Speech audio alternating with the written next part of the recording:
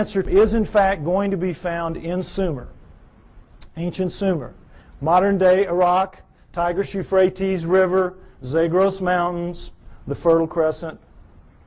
And the Sumerians are the first great culture that we know to come out of the Stone Age. At around 6,000 years ago, they appear full-blown, boop, everything.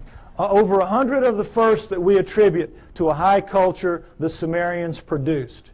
Now, logic would tell you, and certainly the Darwinian paradigm of simplicity leading to ever more complexity would tell you that the first culture out of the Stone Age is going to come crawling out of the caves on bloody hands and knees. Are they not? But no. These guys come sailing out and start building beautiful cities and have education and law and everything. Next slide, please. They had the first great cities, the first great city centers, the first high-rise buildings, the first walls, the first roads, the first wheeled vehicles, the first ocean-going vessels, geniuses with water, first agriculture, first animal husbandry, first laws, first court systems, first literature. You name it. They had it. Well, everything except cable TV, maybe. I mean, they had it. They were great. They were a fantastic culture. And the Egyptians, Greeks, and Romans come from their culture. Those cultures developed from what passes down from the Sumerians, or at least out from the Sumerians, I believe. Okay? So, one of the many things they had at first was writing. Now, this is what we're all taught. We're taught nothing about the Sumerians except that they invented writing. Again, they appear, boop, invent writing, boop, disappear, and that's it. History forgets about them. You never hear what they wrote. You never hear what they wrote. And you never hear how sophisticated they were because, again, it doesn't fit that paradigm. It's easier to just start with the Egyptians, Greeks, and Romans and move on from there. Okay? What they had to say, next slide, in their writings, their writing, by the way, was cuneiform, very sophisticated math-based writing. And by the way, their mathematical system, called sexagesimal, based on the number 60, is better than ours for using very small numbers and very large numbers. And they kept time around the great year, 26,000 years, how'd they figure that out? Among other things. But in their writings, most of it is like these little hand things where it's just bills of lading. I sell you this, I'm buying that from you. It's like our paperwork. But they have a lot of them, about 5,000 of the 100,000 or more that we have, that have to do with stories of their cosmology, their cosmogony, their history, where we came from, how the solar system formed and all that. And that's what we're going to go over, what they had to say. Where did it come from? Well, originally when these things were being translated in the late 1800s, early 1900s, when the translators would read what they'd have to say, it was like, oh, come on, forget about it. Put them in the myth. These are myths. They have to be myth. It can't be true. And they put it in the myth pile, which Alan was talking about, myth. So, Zechariah Sitchin, a man named Zechariah Sitchin in the 1950s gets the idea, wait a minute, how does the first culture get a myth? Who hands it to them? Good question. Why didn't anybody else think of that? So, he assumes it has to be a history. They have to be telling a history, which then later gets distorted perhaps as myth by later cultures, but the first one's got to be a history. So he goes into the myth pile with that attitude and comes out with 8 books at this point called the Earth Chronicle series, which I use as the basis for a lot of what you're going to see here now for a while. Okay, we're going to go over what the Sumerians had to say, boiled down. Part 4 of my book is basically the cliff notes to Sitchin's work. Any of you that have tried to read it, you know it's a slog at points. Okay, I tried to make it as easy as I could so at least you have the cliff notes to go in and try it again. All right, next slide. Here's what they say, that originally as the solar system was forming, there was the Sun, Mercury, Venus, Mars, and a big planet called Tiamat, right where the asteroid belt is now. And if you know about Bode's law, there's supposed to be planets at certain places of a certain size, and it all fits reasonably well except for the asteroid belt where there should be a planet, and there isn't. But there was Tiamat then, Jupiter, Saturn, Pluto as a moon of Saturn, Uranus, Neptune, and into that forming solar system at around 4 billion years ago, which we extrapolate and assume because all of them were still very plasmid, still very much lava-ish, able to pull moons out of themselves, and we know that the solar system formed at around 4.6 billion years ago, so at around 4 billion years ago would have been the time approximately when this would have happened. Okay, Nibiru comes in, and as it's a stray planet like the one we saw a few months ago being slung out of the binary star system on the news. We all saw that. Probably something like that. It's captured by the gravitational pull of the large outer planets, swung around the sun, captured by the sun, and is caught in an elliptical orbit like a comet, moving clockwise as opposed to the counterclockwise circles of the other planets. Well, as you can see, there's the capacity for real problems here with one going one way and one going the other. And in the second time around, Nibiru collides head-on with Tiamat at planetary speeds. This is a collision. Okay? Next slide. This whole thing now is described in the great Sumerian epic of creation called the Enuma Elish, which is 6 tablets of action, 1 tablet of summation, which is taken to be by many people the basis for the 6 days of creation and the 1 day of rest. Because much of the Old Testament is a direct come down from the Sumerians. And if you know the Sumerian history and you read your Sitchin, you will know that, or my stuff, you will see that that is the case. Now, in that great epic of creation, the Enuma Elish, six of the major puzzles of modern astronomy and Earth geology are, I think, plausibly answered. You heard Alan's interpretation of some of it. I'm going to give you mine and give you the basic Sitchin explanation. Okay? What they say is that in the collision, Nibiru slams into Tiamat. It is a little more held together. It's older, and so it is coalesced more. It holds together. Tiamat is shattered in two, blown apart, torn in half. And that the lighter outer crust, the crust with the water on it, is scattered in all directions. Boom. Just an explosion, the lighter crust, and goes off with the water. Now, one of the great mysteries of modern-day astronomy is comets. Comets make no sense for this reason. They come from all over the place. In a linear universe, when, you know, the great ball of a primordial cloud of dust and gas swirling around flattens out into a pancake to make the solar system, that's the ecliptic. Everything formed in the ecliptic should be in the ecliptic. Nothing should be out of the ecliptic, and yet comets come from all over the place. So they had to be removed out to where they are some kind of way, but we don't have any idea. So they come up with this fantastic thing called the Oort cloud, which is so far away you can't imagine. The Oort cloud is one of the biggest jokes out there. And that's how they explain comets, because they can't explain them any other way. But the problem with comets is they have water in them. And anything out in space is not going to produce water. You produce water by being a cooling planet with lava spewing up the steam and stuff like that, and it condenses, etc. So comets have to begin in a planet.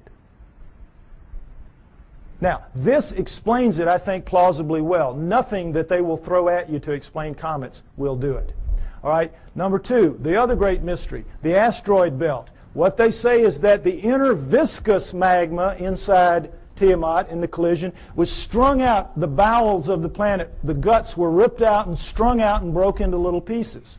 That's the asteroid belt. They called it the hammered bracelet. We call it the asteroid belt. But there it is. And that's a fairly plausible explanation for it. Again, this doesn't make sense because, as you heard, the exploded planet theory. Problem is, when a planet explodes, it ought to just go boom everywhere. It shouldn't be hanging around. Doesn't make sense for a number of reasons. Okay, now, the third one is Pluto. Pluto's a problem because it's, as you've all been hearing lately, they're trying to downgrade it. It doesn't belong. It doesn't fit. It has an orbit that's not like the others. It carries inside the orbit of Neptune, and it's 17 degrees off the ecliptic. Again, nothing should be off the ecliptic. What they say is that Nibiru, as it swung around, it pulled Pluto away from Saturn, its original home, and dropped it out where it is now. Now, all astronomers know Pluto is not a natural planet. It started life as a moon of an inner planet. They know that. But they have no idea how it could have gotten moved out to where it is. Here you go. Here's the reasonable answer right here. Now, let's talk about Earth. 3 great mysteries here. Life. Well, first of all, let's establish that Earth is a remnant of this. What happens is Nibiru's moon bangs into the remnant of Tiamat, and like pool balls, boop, hitting, knocks it inside the orbit of Mars, and it reestablishes there and becomes the Earth, the remnant of Tiamat. Now, Earth has one great mystery is life. How did life come to be? Life appears, despite what you're told about the lightning bolt into the primordial soup and all that, forget it. That's just a joke. That's just a fantasy fairy tale to tell people that don't want to know the truth and to tell kids in school. That's what they're teaching to this day. We know very well that the first forms of life to appear on Earth appear suddenly. They're very sophisticated bacteria, prokaryotic bacteria, and there's not one, there's two kinds, and they appear at around 4 billion years ago. Suddenly, overnight, strata with two kinds, sophisticated bacteria, relative to what that first living form would have been. If I had done the first part of my show, you would see all that. Okay, you can get the tape or get one tape and put it in a room and let everybody see it if you want to. But anyway, the point is, life is a great mystery. How it would suddenly appear 4 billion years ago, here you go. It says in the tablets, in the collision between Nibiru and Tiamat, in the mingling of their waters, Nibiru passed life to Tiamat, to the remnant of Tiamat. Perfect explanation for the sudden appearance of two sophisticated life forms on the remnant. Now, the remnant now is over here with its moon Kingu and has gone over, and now we're looking at two major differences in Earth and all other astral bodies out there. Earth is missing a huge portion of its crust, and it has plate tectonics, movement in the plates. How could that happen? No explanation. Why? Because in the vacuum, any liquid in a vacuum, what does it do? You see it in the space shuttle all the time. They let orange juice or milk. It makes the smallest, tightest ball it can make. That is what a liquid does in a vacuum. Smallest, tightest ball it can make. Now, that is what all the other astral bodies have done. They don't have plate tectonics. There's nowhere for the plates to go. They're as tight as they can be. Where do plate tectonics come from? In the collision, the backside of Tiamat is cracked like an eggshell. Cracked like an eggshell. There are the plates. There are the plates. And when the missing crust, of course, is when the half is there. It's still viscous. It's still magma. So what's it going to do? It's going to tighten itself down into a new ball, much smaller than the old one had been. And what's going to happen? It's going to have a big chunk gone, a big missing piece of itself, a big hole in itself, in its skin. And so that scar is going to break up into pieces as the plates move around, and we have the plate tectonics and we have the missing surface that we know about today. Next slide, please. And we'll take a look at just a representation of what it looks like with the water gone. Not to scale, of course, but you get the idea. This is not like any other planet or moon out there. Something happened. And I think the Enuma Elish gives a plausible explanation for what that was and for all the other things that I mentioned as well. Next slide. Now, when the dust settled, here's what we had. The solar system as we know it today, with Nibiru moving in this clockwise 3,600-year orbit.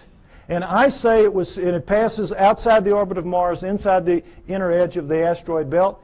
And the last time through, I think, was around 200 BC, which means it's just past aphelion out here, and it's going to be back around 3400 AD, about 1400 years. We don't have to worry about it if I'm right. You will get arguments about these dates. Some people use textual interpretations. I use the date of the ending of the Ice Age, which I believe was caused by Nibiru passing through and lifting the tides. You can read about why I think that in the book. And I use the dating of the ice cores and the tree rings of science. I try to make my work as scientifically based as I can because I expect someday to be able to go toe-to-toe with those guys, and I want to be able to do it on their turf in their terms. Okay? So, next slide. All right. This is some of the proof for that story that you've just heard, and it starts with cylinder seals. And I just want you to see what a cylinder seal is. There are about 5,000 of these that we have. They're with their printing press. It was just a thing they would roll out on the clay to leave little pictures like this. Now, when they had a story to tell, they told it in the tablets like you saw. But when they had an event that everybody would know the event, like I showed you that cartoon, and everybody here, we all knew in a very small space that was talking about millions of words and thousands of volumes about evolution. Am I right? We all knew. Well, they would all know this was the story of the time the gods or whoever gave the water to the water buffalo or whatever. The point is, notice the fine detail in the best of the cylinder seals, and then realize that these are basically 2 to 3 inches high. They're like big spools of thread. made out of precious and semi-precious stone, carved in a circular format so that they roll out flat and three-dimensionally. Now, when asked how this was done, science says, well, they could only have bored little holes into the rock and then abraded them out like they, to the degree that they wanted. Well, the sand would be bigger than the holes you need to do this, some of this work anyway. There's just no way. Lasers, this is not even an inch square here. Lasers would have a hard time doing this if they could do it. Nobody knows how they did this. They're just pulling one out of the hat on you. Okay, next slide. This is the one I want you to see. This is a much older one, much more worn, as you can see. 4,500 years, 4,500 years, 2,500 BC. It's called it's VA 243. It's in a museum in Berlin. It's well dated. And it's called the Granting of the Plow. This is a seated god. See him in his chair with a plow in his hand. And this is a standing god, and this is a human. How do we know they're gods? Because they have horns on their helmets. Horns on their helmets. Notice the horns. This is how you signify gods, or they did anyway, the Sumerians did on their cylinder seals. And I want you to pay special attention to this because later at the banquet we might see a real live Anunnaki helmet. We might see that. Okay, now, normally they would put astronomical signs up here to indicate who the god was because not everybody would know. But in this one, obviously everybody knew. And as you can see, this the human is carrying this kind of skunky old digging stick that the most primitive people have, even to this day. And this new wooden plow here, 4,500 years ago, we can go to Egypt today and see this very plow, and in many other third world countries still being used, this very plow. Okay, so no question it's the granting of the plow. But this is what makes this special right here. Let's see a blow-up of that. What is this? Solar system, right. Sun, Mercury, Venus, Earth, in their relative sizes, mind you.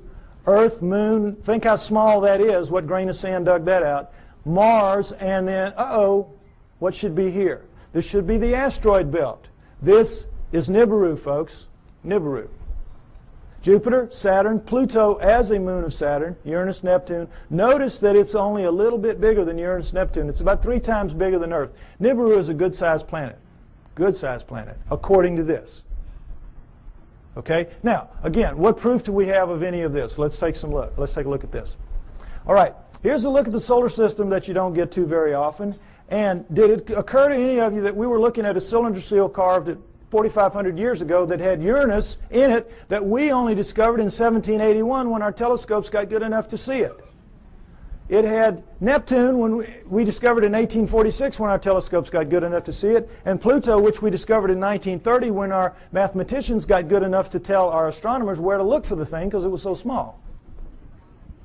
What are the Sumerians doing knowing about that? Furthermore, what are they doing writing in one of their tablets that if you look at these two, Uranus and Neptune, in the heavens, meaning right out on them, they look like blue-green watery twins? When we didn't find that out, we thought they were just big old gas bags like Jupiter and Saturn until Voyager went out there in 86 and 89 and found that, lo and behold, they really are blue-green watery twins. What the Sumerians said 4,500 years ago. Furthermore, they didn't count the way we do. Earth was not the third rock from the sun for them. It was number 7. So that means they were counting from out here and they were putting Pluto in its correct place. What are they doing with all that knowledge? Well, they make no bones about it. They say everything that we know, everything that we are, everything that we have comes from the people living on Nibiru. The people living on Nibiru came to Earth and gave us everything that we have, everything that we know, our great culture. Now, what's the proof of that? Is there any proof that any ancient advanced civilization was ever on Earth at any point in the dim or distant past? Yes, yes. The megalithic structures out there, the pyramids, Tiwanaku, Baalbek, Teotihuacan, Stonehenge, you name it. A couple of dozen of them. All of those are impossible for human beings to recreate today. And yet we are told in another one of these great fantasies that they were somehow created by people in ancient times, ancient Egyptians or ancient Sumerians or anybody. Somehow or way or other they did it. And it's just absolute malarkey. Impossible. Now, next slide. Some Egyptian scholars tried to prove it by getting down in with some pink granite here and wailing away with some stones for a few hours and tore their hands up and walked out of there saying, well, you know, we couldn't make much of a dent in it, but boy, you know, those old folks, they sure had a lot of time on their hands, and somehow they figured out a way to do it. Wouldn't give an inch after this. Wouldn't give an inch. It's ridiculous. Now, here's the stone they're working on. Next slide. Some of you may have seen this. This is an ancient 1,170-ton obelisk lies unfinished at the Aswan quarry. A crack rendered the stone unusable. It's pink granite. They were making it into an obelisk like the one you saw in Allen's slides. Okay? It's about 100 feet long. It's about 12 feet wide, 12 feet deep on the side. Imagine the Washington Monument, just squared off. And it's pretty much done. But now let's move this from the Stone Age. Let's move it through the age of copper, because copper wouldn't make a dent in that. And let's move it into the Bronze Age. Bronze will chip on it. Bronze will take a little bit of it out. Now, let's put our bronze chisels or hatchets or whatever in the hands of some guys and get them down in this crack and put them to work. How do you think you're going to fare in there? Pretty tight fit. Plastic Man might have a tough time up in there. But the point is, they've got it pretty much done. They're working on the spire here.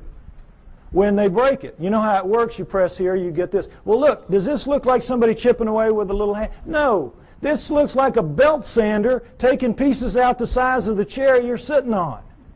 Huge chunks of pink granite, one of the hardest stones in the world, just being ripped out. And they press too hard with whatever machine they've got here, and you know your physics. You get stress back here, and they popped it. They broke it. And they just said, whoops, we busted that one. And they just unhooked it and went somewhere else and left it for us to marvel at and wonder how they could have done it. But now let's go ahead and say they didn't bust it and they finished it. These primitive people now who managed somehow to do this. They finished it, it's ready to go. The hole, by the way, is about 15 feet deep. That's the top of it up there. But still, what's the first thing they've got to do? Somebody's got to draw straws to get down there with his hatchet and cut it loose from the bottom. Now who's going to do that with 1,100 tons sitting on top of him? We could not get our best diamond-tipped blades to cut through underneath this thing. The weight would stop the blade. We could not, the operative word here is impossible. We could not get this out of here. And yet they did it time and time and time again. To lift it out, just if we could somehow cut it loose, we would have to take a dozen of our largest movable cranes to wring that hole just to get it up. You're being lied to, folks. That's the main thing you got to understand. You're being lied to. It's absolutely impossible for this one stone proves that none of the megaliths were made by those people in that era. And this, again, is not the biggest one. They have them in Baalbek twice that big. Okay? Next slide. All right. What we're told is that the Anunnaki came to Earth for this, gold, mining gold. And that originally the story is they landed in ancient Sumer, but not 6,000 years ago, 400,000 years ago, 430,000 approximately to be exact. 400,000 years ago they land in modern-day Iraq, and they set up shop in the Tigris-Euphrates Valley, and they call their home away from home, their home away from Nibiru, the Eden. You'll see a poster out there by my thing, Anunnaki over Eden. That's what that means. Because that poster is the Tigris River Valley that the symbol is rising above. That is where it was. That is where Eden was, according to them, and that comes down in the Bible as such. So they set up camp and they placer mined the gold out of those rivers. What do they need gold for? They needed to repair their atmosphere. And their rise to high technology, they had damaged that big, 3 times the size of Earth atmosphere, the same exact way we're damaging ours in our rise to high technology. And they ultimately had to repair it with very fine particulates of gold, like talcum powder, blown up into the stratosphere above it so it would ride above there and act as a reflector and an insulator from cosmic rays, which is, you see that on the masks of astronauts and in the capsule and all that. Gold is a wonderful stopper of cosmic rays. So that's what they had to repair it with. It's what we will have to repair it with. We'll have to do exactly the same thing when the day comes for us to have to face up to what we're doing to our planet. Okay? So they came, they place her mind out of the river, and all that is you put a tray in the water, you let the water sweep over, the water drops the gold into these cloth. Every few weeks you pick it up, and it's real easy. It's the way we do it now when we have the opportunity. But you tap out any stream system, ultimately, and they did. After about 150,000 years, they had tapped it out. And so they decided they were going to split themselves up and go where the mother lode of gold was on the planet Earth, which is what it is today, southern Africa. So they divided themselves into the upper world, which remained the Eden, and the Abzu, which was the lower world, and you didn't want to go to the lower world because you had to get in the holes and dig the gold. And they didn't like it. So the Anunnaki revolted. They said, we don't want to do this. We want a slave to do this work for us. Plus, it was a hardship duty, mostly men. Why don't you make us some women while you're at it? So that's what they did. They decided to use the creatures of Earth, which would be the hominoids, and I say it would have been the Almas, the likeliest candidate. They took the creatures of Earth to get some of their genetic material to make the new slave better adapted physically to the planet than they were, but the slave would for the most part be like themselves. We shall make the Adamu, A-D-A-M-U, which comes down as Adam, and we shall make the Adamu in our own image after our own likeness, which comes down word for word. And that is what they did. They made their slave inferior models of themselves. That's us, folks. That's us. We're really inferior models of the Anunnaki. And as you saw in the cylinder seal, we look like them. We look like, in their own image after their own likeness. In all of the cylinder seals, we look just like them. We don't have the horns on our headgear. That's about it. We are them. That's why we're not adapted to this planet. That's why we're so obviously not a part of this planet. We have their bones. We don't have primate bones. We have their muscles. We don't have primate muscles. We have their skin. We don't have primate skin. We have their body pattern, their hair patterns on their body is ours. We have thickest on our front, thinnest on our back. Primates have thick on the back, thin on the front. We have their eyes, their poor night vision eyes. We have their foreheads. We have their brains. That's a key to this. We have their brains. That's why we're not like anything else on this planet. We are them. We are genetically engineered copies of them. Okay, next slide. Let's take a look at how that was done. Human body contains 100 trillion cells. There's a nucleus inside each human cell except red blood cells. Each nucleus contains 46 chromosomes arranged in 23 pairs. One chromosome of every pair is from each parent. The chromosomes are filled with tightly coiled strands of DNA. Genes are segments of DNA that contain instructions to make proteins, the building blocks of life. This is where genetic engineering takes place. Now, we're going to go over it lightly, but it's very important. I want you to understand these things that I'm going to tell you now. Okay, next slide. Don't worry about the details and how they do it. This is what they do. They can open up a cell, our genetic engineers can, our geneticists can. We can open up a cell, open up the nucleus, pull out strands of DNA, and in that strand, 98% of it will be what's called junk DNA. We don't know what it does. If it has a function, we don't know what it is. 2% will be what are called, prosaically enough, the working segments. They work. They do what they're supposed to do. They make the proteins. Now, if you cut in the junk above a working segment and in the junk below and remove it and have done the same with another strand of DNA over here, you can move anything into anything else. It can be animal into plant, plant into animal, fish into fowl. It does not matter because all living things at the most fundamental level are exactly alike. Understand that. We're all made of the same 4 base pairs, the same 20 amino acids. Everything is the same at the most basic level. It's like it's pop beads that are interchangeable. It is almost as if somebody designed it that way so they could just mix and match the parts and make anything they wanted. Isn't it? Something to think about. Okay, but the problem with it from an engineering standpoint is this. You're not cutting with a blade. These are not precise cuts. The blade would have to be a few molecules thick. You're cutting with chemicals. Chemicals. Now, the chemicals can cut pretty accurately, but mistakes are going to happen. Something's going to ooze out where it doesn't belong. Something's going to splash over it where it doesn't belong. Mistakes are going to happen. Inevitable. We know that. We make mistakes all the time. Another problem with genetic engineering is you don't know what you're going to get when you do this. You can't predict. You have to decide what you're going to do. You have to do it. You have to let it express, which is live, and see what you get, and then use that to determine what you do the next time. And of course, the great fear in genetic engineering is somebody's going to make a mistake and create the Andromeda strain that's going to kill us all. A legitimate concern. Although everybody's very careful, and I'm not too worried about it. But mistakes do happen because all of this is so incredibly microscopic. It's out of the nucleus of your cells. Imagine how microscopic it is. But don't try to figure it out. I can't even figure it out. It's really complex. But they do it. Okay, understand that. Now, with that in mind, let's look at some of the proofs that I say indicate very clearly that we are, in fact, what the Sumerians say, a genetically engineered species by the Anunnaki. Next slide. Okay, here we go. The cerebral cortex is the deeply convoluted surface region of a brain that is most strongly linked to intelligence, lower right. It's the stained part out here. If you peel that off of the brain of a rat, it will cover a postage stamp. Peel it off of a monkey, it'll cover a postcard. Peel it off a chimp, it'll cover a sheet of typing paper. Peel it off of us, and it'll cover 4 sheets of typing paper.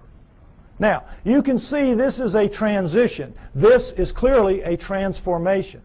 Now, there's some weird things about it. These guys are using all they've got. All they've got.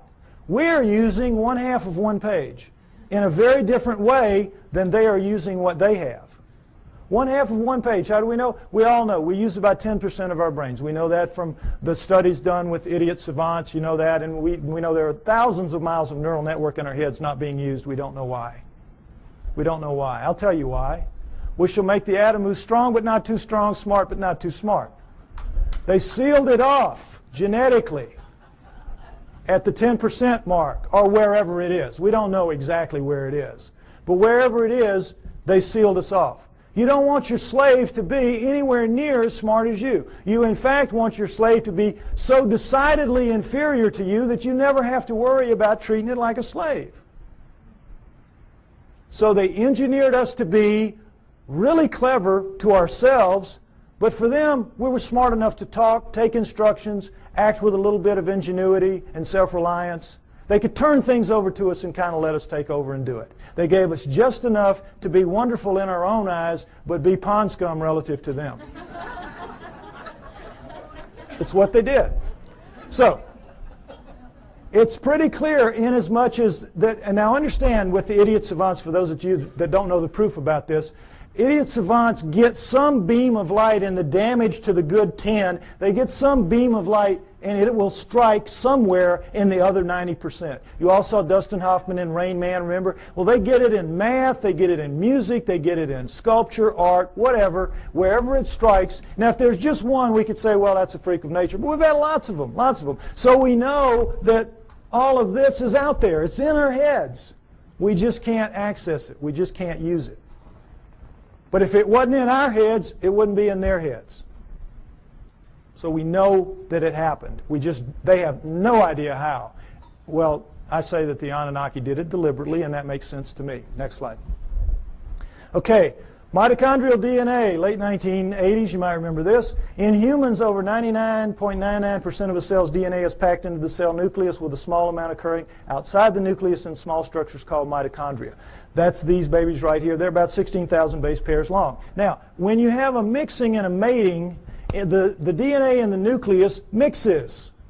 But with the mitochondrial DNA, it does not. Sperm doesn't have mitochondrial, eggs do. And so females pass it down intact generation after generation. Well, when this was figured out in the 70s, boy, the botanists and the geneticists said, great, now we can go and find out if the split from the common ancestor was closer to 8 million years or closer to 5 million years. Remember that? We're going to now pin it down. It's going to be one or the other. We're going to figure it out.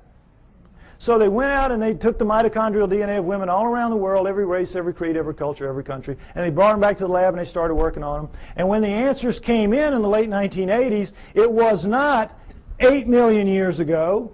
It wasn't 5 million years ago. It was way, way, way the heck down to 200 to 250,000 years ago, and that's all. We don't exist genetically beyond 200 to 250,000 years. And of course, needless to say, the anthropologists said, you guys are nuts. We've got these skulls showing, these bodies showing, these prehumans showing that we go back millions of years. What's the matter with you? And the geneticists said, we couldn't have been wrong that many times. Impossible. We'll do it again. And they have. They've done it. It always comes out the same. Outside 250,000 years ago. That's it. We're brand spanking new. Brand new on this planet. Now, there's still a lot of people, there's still a lot of people that will not accept that. A lot of people that will not accept that. But it is true, and it is becoming more and more acceptable for as outrageous as it is. Now, not only do we know when we were created, we know where. Where? Because the oldest of us consistently kept coming in southern Africa. Next slide. And in fact, the cover of Newsweek in 1987 showed that if in fact there was an Adam and Eve, they were black. They would have to have been black.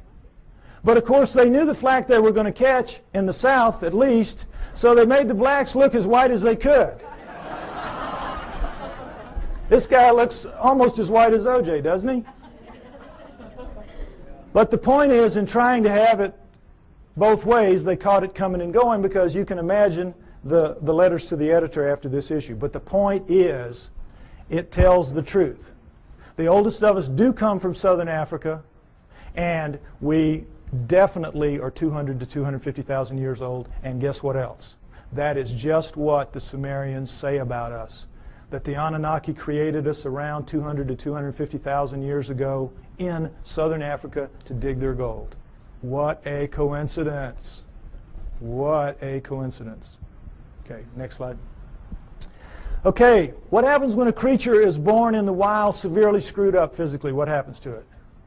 Dies, right? Parents will kill it. They will not put that defect into the gene pool. You're looking at the great exception. You're looking at 28 of our most severe genetic defects, but we have 4,000 and counting.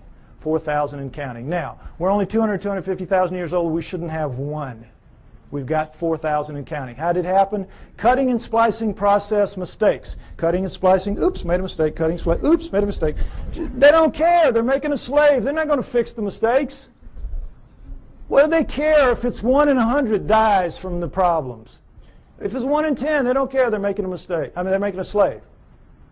But they know the numbers, like we have found out the hard way. If you let the population propagate naturally, those numbers go way down for each person.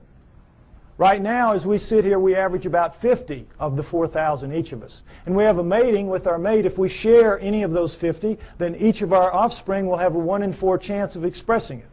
That's why you'll get mongoloids in the best of families, mongoloids in the lowest of families, and all around the world. And that's what genetic defects are. In the wild, you will get 2-headed calves and 6-legged goats. That's a sperm-egg misconnect. That's not something that you see steadily on and on. A little gem like spina bifida, which is not going to let you live to adulthood, nor is it going to let you reproduce if you do. What's that doing in a gene pool? It was all put there, folks. Put there. No question. Next slide.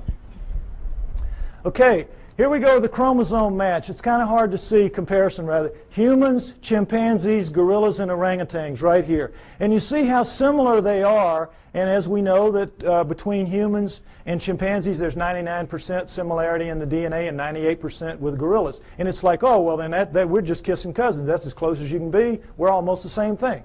Well, not really. Because we're talking about a 3 billion base pair genome. 1%, that's 30 million base pairs. That's a couple thousand strands of DNA. If you know what you're doing, that's a lot of change. But also understand that all higher animals, and never say this, share 50% and up. Squirrel, 50% and up. You see, so it isn't quite as astounding as it seems. But what we're looking at here is the Anunnaki have got themselves a real problem. And that problem is this. They come to Earth and they decide they're going to make the slave. They decide we're going to use this creature of Earth, let's say it was an Alma. They test the blood, and what do they find? First thing, big problem, 48 chromosomes. All primates have 48 chromosomes. But they, the Anunnaki, have only 46 chromosomes. How do we know that? Because we have 46 chromosomes.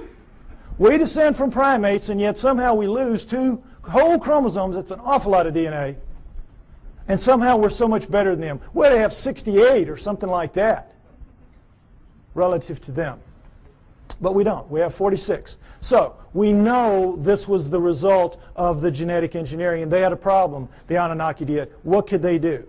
They had to, you know, how it works. There's 24 in sperm and egg, 23 sperm and egg. So you got to get the sperm and the egg to match up, one or the other, 23 or 24. Can you take out a chromosome from the creature of Earth, the 24, and still have a creature of Earth? No. Can you add a chromosome to yourself and still have an Anunnaki? Go up to 24 from 23? No. You got a real problem. It's an insoluble problem.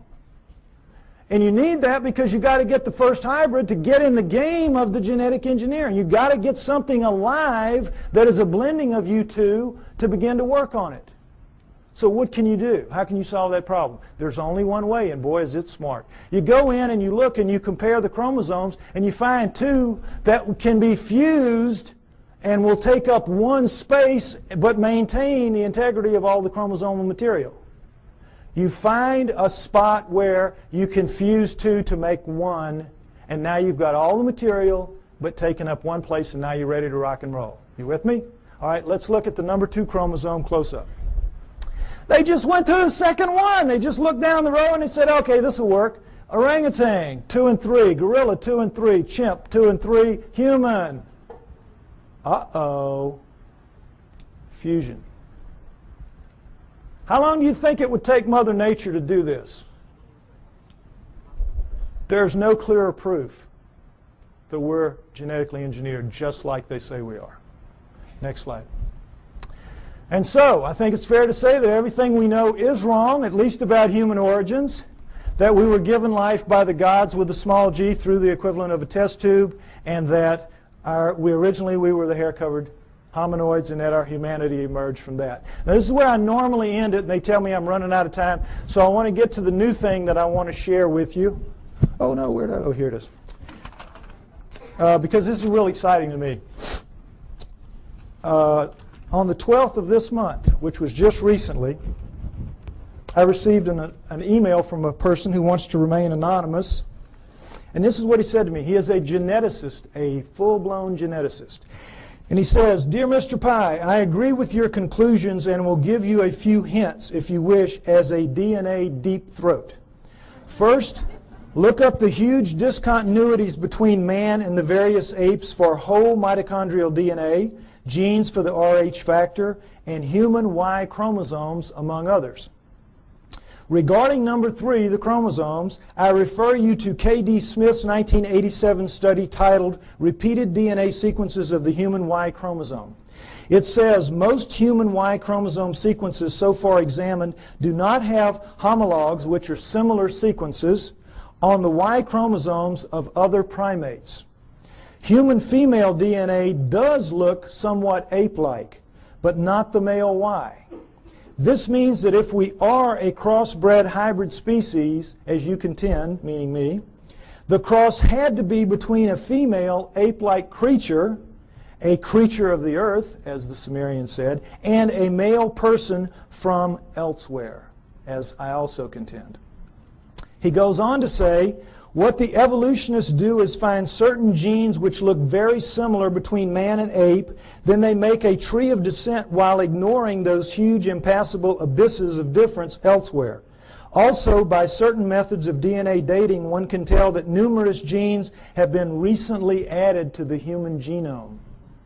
If workers in my field were to say such things openly, we would be ostracized, as I also contend, and forced to live in a tent. Any work along these lines would be rejected without any form of appeal. So what can we do? Sincerely, DNA Deep Throat. Now,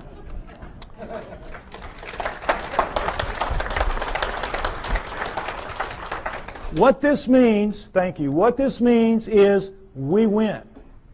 We win. Because where one of these came from, more of these are going to come. As my profile rises higher, and I think, frankly, that I'm the only person out here pushing this genetic stuff that you're seeing like this, more of these are going to come my way. We're going to win. You've seen the evidence.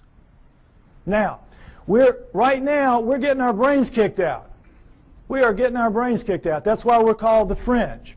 And the reason is we keep mounting these frontal attacks on the establishments. And every film that we produce, every photograph, every sighting, every testimony, every capture, every encounter that we have, and we throw at them with the best intentions. Our word is truth, is it not? Our word is, it's true. It's true. And their word is what? Liar. Liar. They dress it up. They say, well, you don't know what you're talking about. You don't know what you're seeing. You made a mistake. It was swamp gas, whatever. They're basically standing there and saying, you're just a bunch of liars. We're right and you're wrong. And because it is our word against their word, our word truth, their word liar, their word wins. Day in, day out, year after year. It's very frustrating, is it not? Boy, it just annoys the heck out of me. But what this means is we're going to win in the end. Why? Because the genes say so. The genes back us up. And right now, this is not a field that you're very familiar with. And I've worked very hard to make this very simplistic so you could understand at least the fundamentals, and it's the same in my book. You need to be aware of this is because this is the back door, kids. This is the back. We're not going to storm them from the front. We've been doing it for years. They know how to deal with us. Our word against them, we're going to lose. But in this instance, the genetic end of it, what is it? It's their word against them. It's their research against them. They're going to lose. We're going to beat them with the genetic evidence. We got to beat them. We will beat them. We know we're right. We know they're wrong. They know they're wrong. They know they're wrong. We just have to get mentally tough and accept that this is a war. This is a fight. This is not, gentlemen, Marquis de Queensberry rules. This is a dog fight. This is a knife fight. And you all have got to get out there and proselytize. You have to familiarize yourself with these basics at least. And instead of throwing things at them that are going to bounce off like BBs off a barn door, you got to start throwing some darts. This stuff will do it. This will do it. We can win. We're going to win. Thank you.